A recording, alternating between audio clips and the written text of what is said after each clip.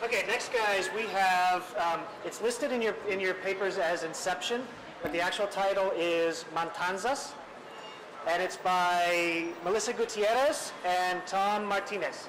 Tom Martinez is presenting. They're both from Brooklyn, New York. How you guys doing? Thank you very much. I have to say the weather's nicer here. All right, so our story, Matanzas, actually centers on two characters, Lore and Cecile. Lore is a wandering anthropologist. He's a little bit of a foul-mouthed chain smoker, kind of a curmudgeon. Cecile's much more of a sweetheart. She's a tarot card reader, a gypsy, and a real clairvoyant, and that's how she's been getting by all her life. The story begins, and they actually lose their lives at the hands of an angel of death. And upon, becoming their spiritual selves, they're charged with this task. And their task is to enlighten and open the minds of over 100,000 people before their deaths, so that their souls can repopulate the earth after the next ecological extinction. Like whatever, if it's a meteor, comet, ice age, whatever it is. Basically, their orders are coming straight from the top being God, whatever you want to call him. No one on the lower echelons has any idea of their existence or even what they are. They're not angels, they're not demons, they're just kind of like these sentient beings that have a mission here on Earth that whenever they encounter either a well-intentioned or a wicked entity of the afterlife, it usually 9 times out of 10 turns out to be conflict.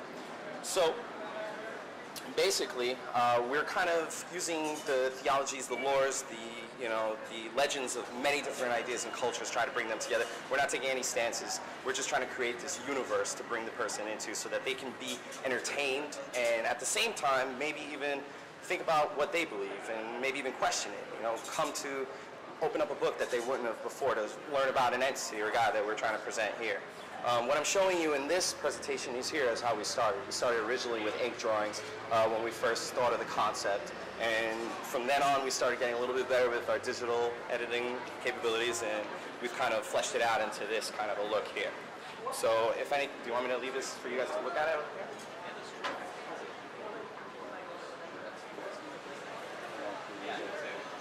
So the book, although it does focus a lot on death, humor serves as a bit of a medium for us because we don't want us to be like a depressing read. We want somebody to really enjoy this and find that the characters have a lot to say.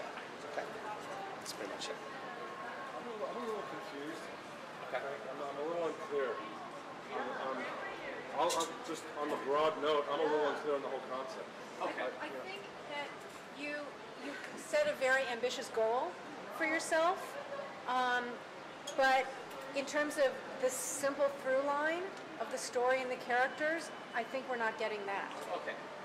Basically, these two people, as they thought they were, had been given this task. What it is, society has been going on in this merry way, and it has really kind of closed its minds to actually searching for any type of meaning in life. And as people approach their deaths and they die, their souls just kind of fizzle into a void. They don't really go anywhere. And what these two characters' mission is to kind of awaken those minds, so that when the world ends, which it will, be an ice age, a comet, whatever it is, there is enough spiritual energy to come around and start up life again for human beings. What actions do they undertake to do that? I think that's a little too... Every single person that is the chosen in the number that they have to, enlighten, they have to actually come and interact with them, but not in any way that they're existing in their world. It's the real world, and all their influence is like but a whisper or some sort of mental influence. But they are making them confront whatever it is in their life that they have not been able to confront before. That's kind of holding them back. That's making them withdrawn.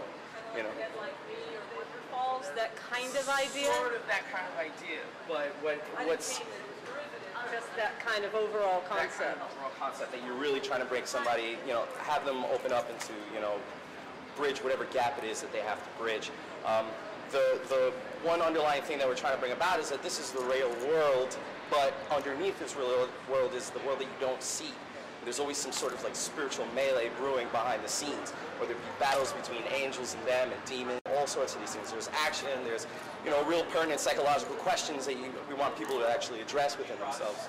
Yes, it's actually me and my partner, Melissa. Very good. Thank you. Very nicely done. I'd hire you as an artist. Yeah. The story for me is, not my taste. Well, it's a little convoluted, and I'm not quite sure why it's these two people at this time with this 100,000 individuals.